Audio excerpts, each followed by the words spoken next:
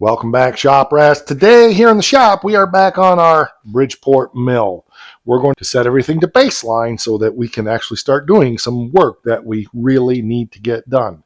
I'm glad you're here today. I'm Mike, and this is My Car's Shop. As is typical with most flat surfaces in a shop, they collect stuff. Now, this was a little mill project that we were doing that just needs to go back in the scrap. And this is a wrench that we have here for, not for that, but for that purpose. But here we also have some other stuff that Chris brought to me. We have a quick change tool post for the Powercraft lathe. That is a project that we need to do here on the mill to adapt this T-post tool holder quick change to that Powercraft mill. So that's coming soon. I'm going to slip that over there.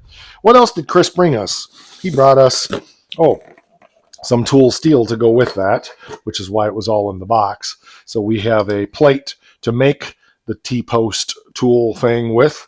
So we'll be getting to that soon. Get this put back in there and put it over there right in the way. What else do we have? We have actually the unit to go on to the mill here for tramming in the mill. We're not going to get to that today, but we will definitely be showing you how to do that. And we've got a bunch of miscellaneous other pieces of hard tool steel that he brought for us to do some tooling machine work here in the shop. Now, the other thing that we have here, when he was here a few weeks ago, he's been here a lot this month.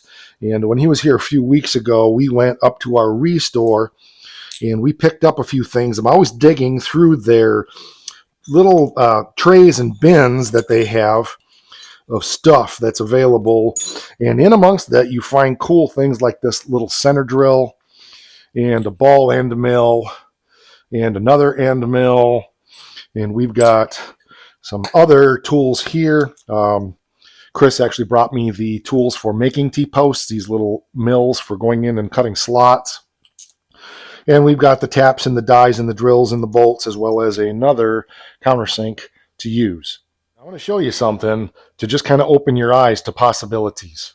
If you look in the drawer here, that's an end mill. That's a screw extractor. That's a mill, a mill, a mill, a mill. Those are the two T-slots that Chris brought. There's a center drill there. I've got a couple more somewhere. Double end mill. All of this stuff came from the restore. That is hundreds and hundreds of dollars worth of tools I picked up for. You can see a buck, a buck, a buck, a buck. And I picked up a handful of this stuff all together for a buck. So if you watch, if you're diligent, if you're willing to take the time to dig through the drawers, you can save yourself a ton of money on tooling. I had a piece of Zutz on my camera lens, and I'm going to say that if you're going to do YouTube, before every shot, make sure your lens is clean. I got it off of there finally. Anyway, so what we need to do here is zero the head this way and so forth, and just start getting things dialed in and set up to be close to ready to tram in the mill when it's time. So tramming is the process of checking the table and making sure it's perfectly square to the head. Now we know that this head is actually, it's off just a little teeny bit this way. And I know it's off another direction also. Oh yes, it's off here quite a bit. We're off here by 1, 2, 3, 4 degrees. So this head is kinked that way for cutting a slot this way. So we just want to dial all this stuff in and get it close. So let's start by doing this one first. And oh yeah, by the way, I've got some new rust conditioner to put on here. We'll get to that in a minute. But let's loosen these up and get this turned in and get it zeroed on the dial here so that you can see how that works. So this is what we're talking about. We need to loosen these 4, there's 2 on the other side, and get from our here to here so that we are at 0. Should be this wrench here. Move our head out of the way. Yep, there we go.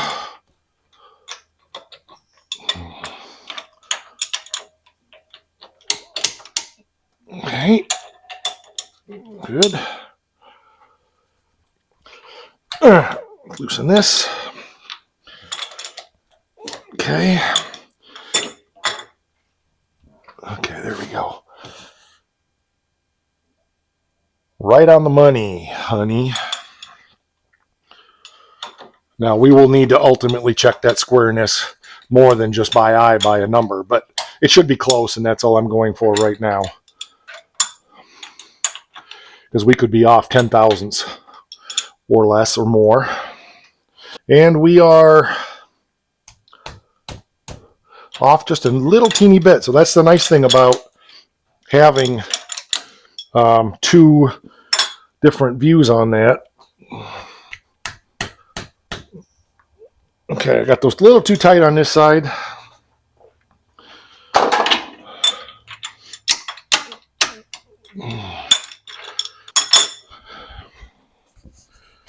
Okay, so we are half a degree off.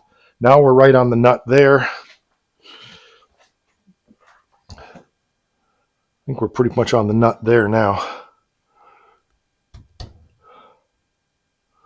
Perfect.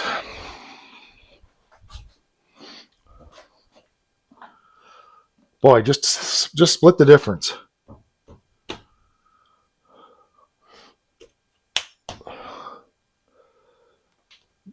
Ever so slight.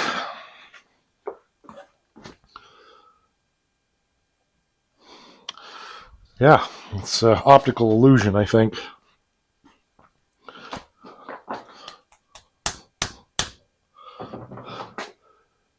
It's like a half a line there.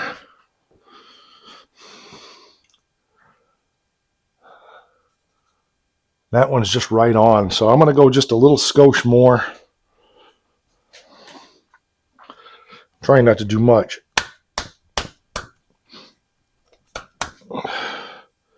Line's perfect there.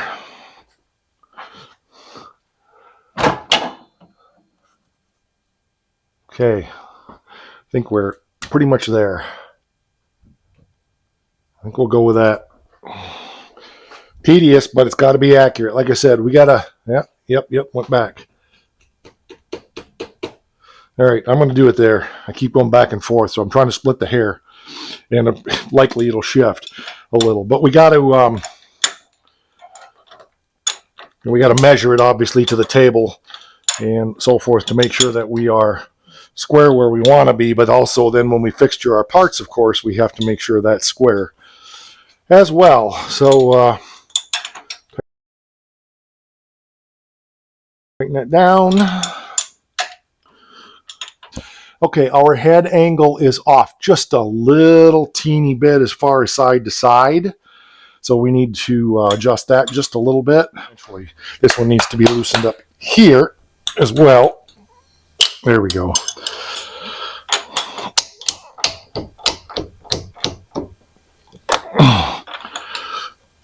Like I said, it's been a long time. There we go.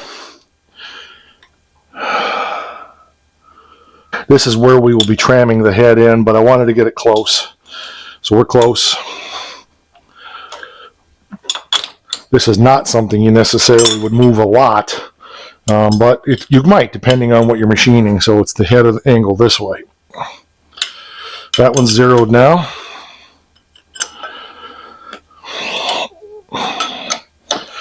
Okay, that's snug.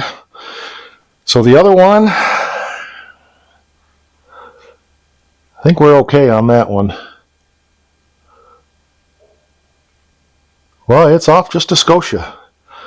And let's see, what moves that? This moves that right here. Okay, so we got 3 over here, so let's bring you around this way. This one you got 3, and then your adjustment's here. So with these 4, it's here, and you can rotate that back and forth. With the other one, it's these 3. Okay, and then you rotate it here. So we just want to move that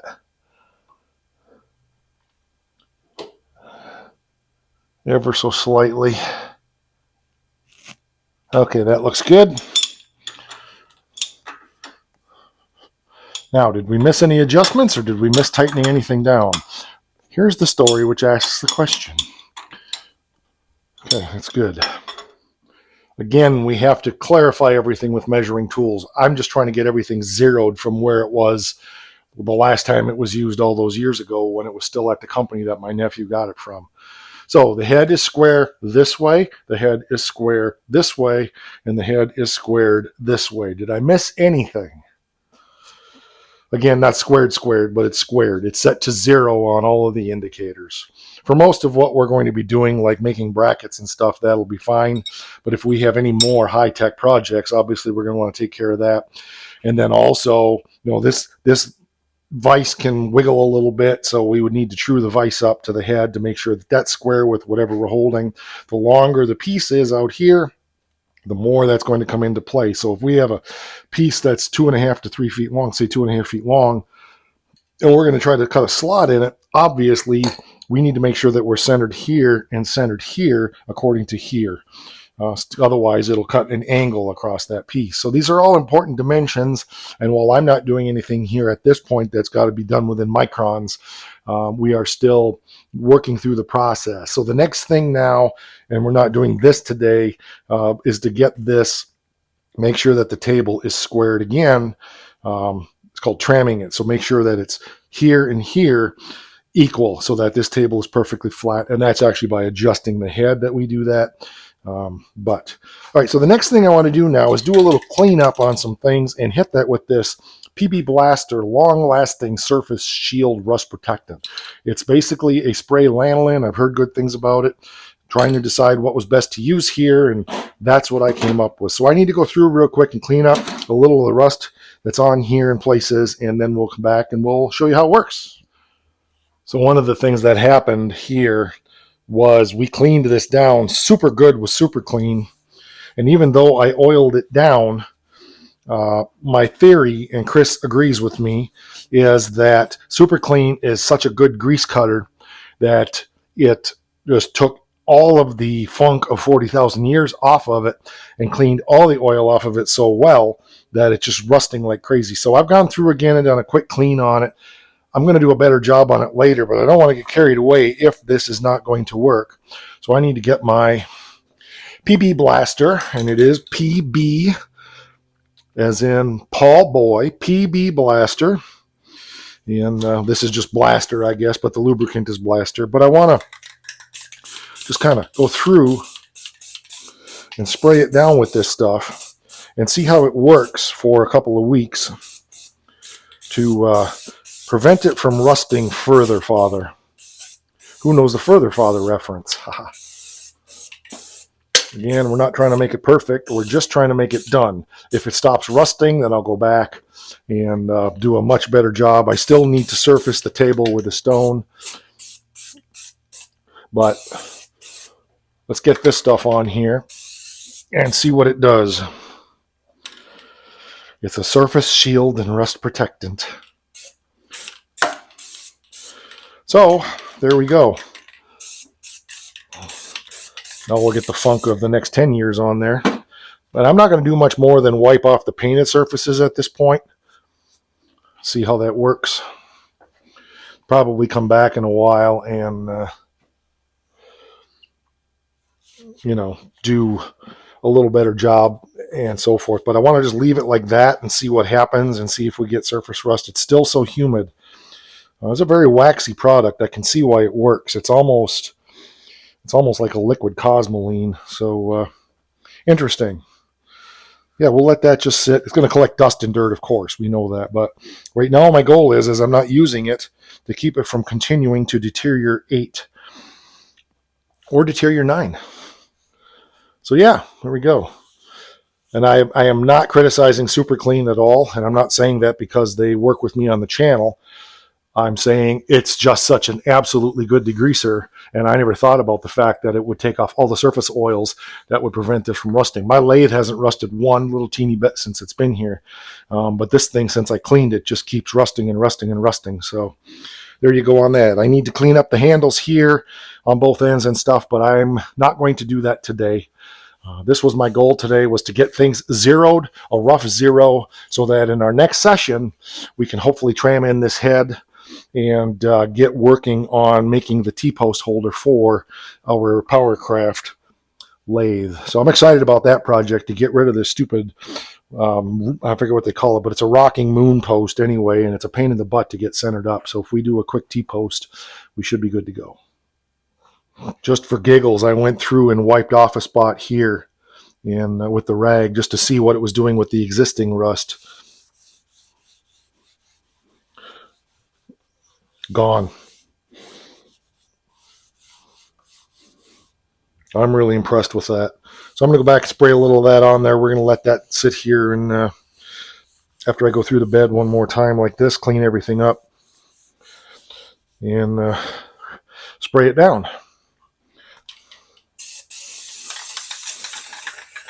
There we go. All right, I'm going to leave that side alone, leave this one like this, and look at this down here now. Look at how that cleans that up. So this may be the solution for this thing, even if it doesn't prevent it rusting 100%. It was like $10 a can. So yeah, I'm pretty impressed with that because it deals not only with the preventing rust, but it also helps loosen the rust up that's there. So cool beans. My guess is the next project here will be the T-post tool holder for this, and there was something else I was thinking about. Oh, I need the jaws for this. So these have the external step jaws. I want the internal step jaws so I can hold smaller parts. And they're not exactly right. They don't go into this jaw. So we need to open the slot up on those just a little bit and make those jaws work here on the mill. I'll show you what I mean. But the step the same, but these don't have this point. They're concave for holding tubes. These are pointed for holding very small parts, so they should come down to 0. But anyway, these slots are wrong, so we need to take care of fixing that.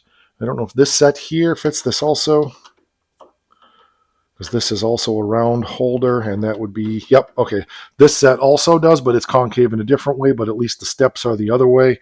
I've only can find 2 of these, so that's a problem. We have to see if we can find the 3rd one of these in the set. Hopefully it's here. So anyway, my point there is I've got some other sets of jaws for that chuck that I want to get to work. One's missing. I can always make one if I need to, but we have options there. So, but I'm going to dig through everything and see if I can find the 3rd one, and we can put those into that lathe jaw chuck and make that lathe a lot more functional. So, all right, that's going to do it for this one. I'm melting out here. But I wanted to get this done today after I got home from work so that I'm one step closer on what we need to do here. So appreciate you being here, and we'll catch you on the next one. Oh yeah, don't forget, it is important. Rock! Rock!